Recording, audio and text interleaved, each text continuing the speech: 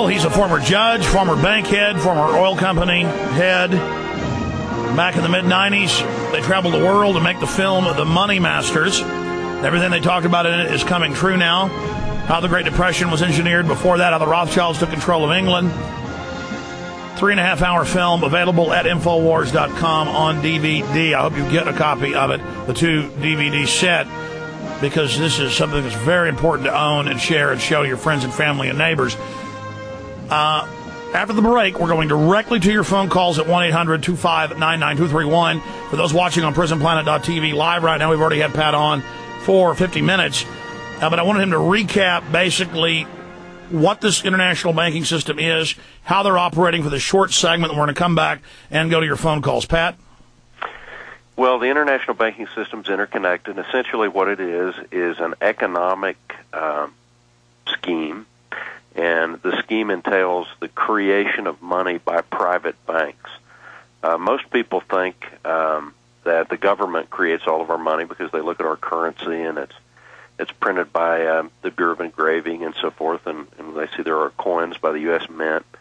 But the fact is, due to the 1913 Federal Reserve Act, which established our fundamental banking law, our fundamental economic law for the United States, that we still have, it's nearly 100 years old now, it allows banks to make loans and only have 10% of the funds of the loan in reserve, meaning they don't have deposits for it of 100% behind the loans. It's only about 10%. And actually, due to certain exceptions to the law, it's more like 2%, but just for simplicity, it's about 10%.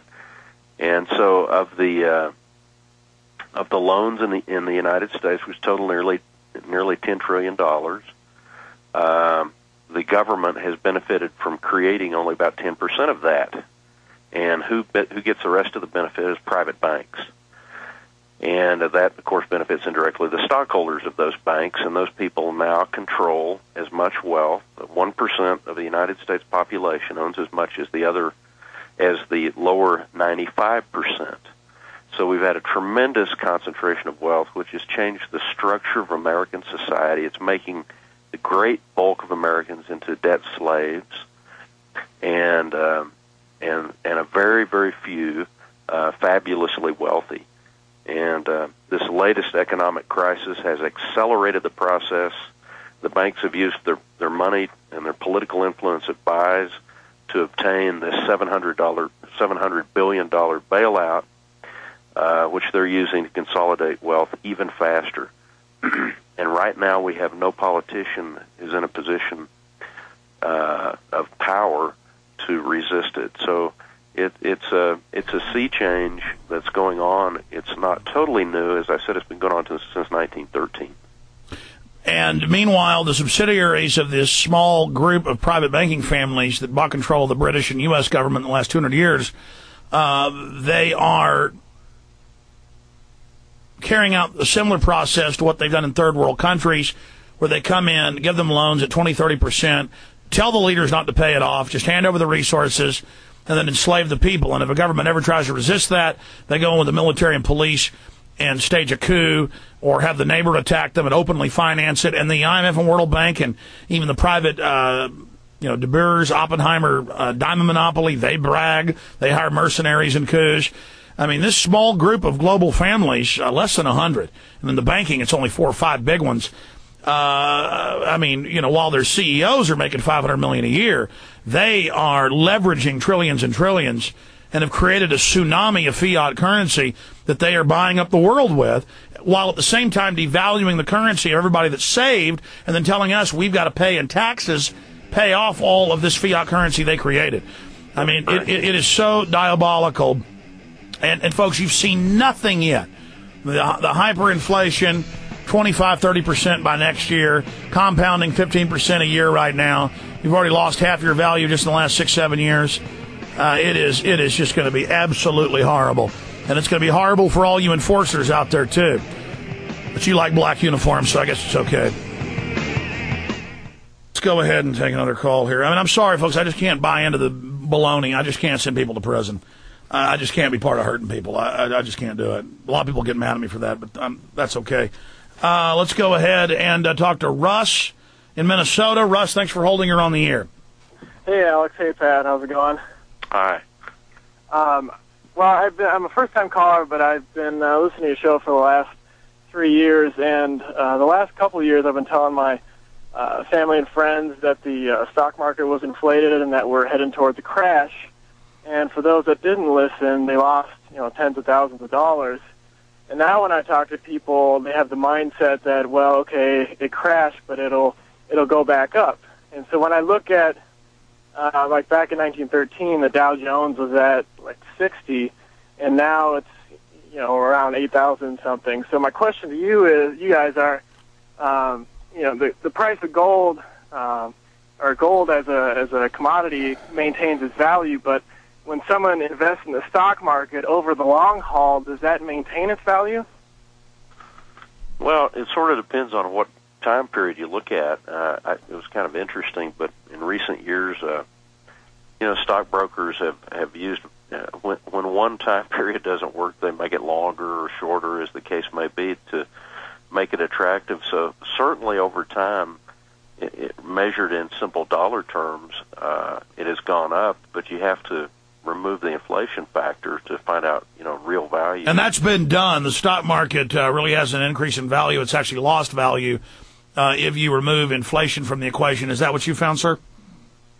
Well, I mean, so what I'm asking is, for people that have lost money recently, is the mindset that it'll go back up and everything's going to be okay? Is that relevant? I mean, does the stock market increase? Let me tell you what's relevant.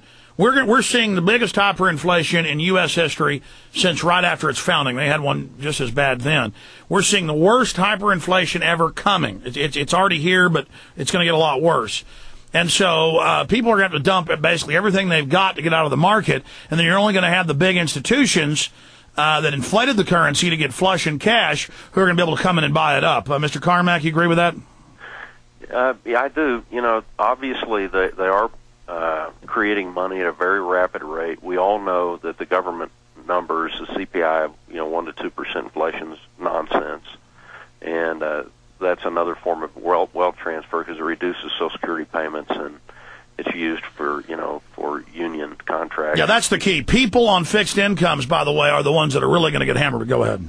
Yeah. So, I mean, you may see values go up, but inflation is going to probably go up even faster. So you have to factor that out when you make your calculations about the stock market. In the first place, I don't think anybody quite knows yet how far down it's going to go, and then how long it's going to be down.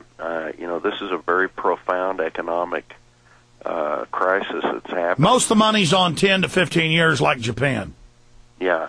So if you're looking for sort of indirect advice on how to invest, I can't give it to you. These things haven't worked themselves out yet. But yeah, folks, if you're mega flush in all sorts of assets and diversified, invest all day. But people that have gotten to that position generally, unless it's through inheritance, you know what you need to do yourself. You know your own position. But for other folks, you need to,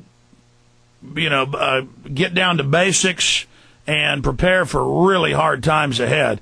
But listen, the general public's going to stay on the stock market till that thing goes all the way down. The globalists are completely ruthless. They want to drive it down. So I would say in the next year, I'll say right now, I think the stock market's going down to below 5,000. It may go even lower, and then after they buy it all up, it's going to go back up again. But then you're going to have hyperinflation on top of that. Pat?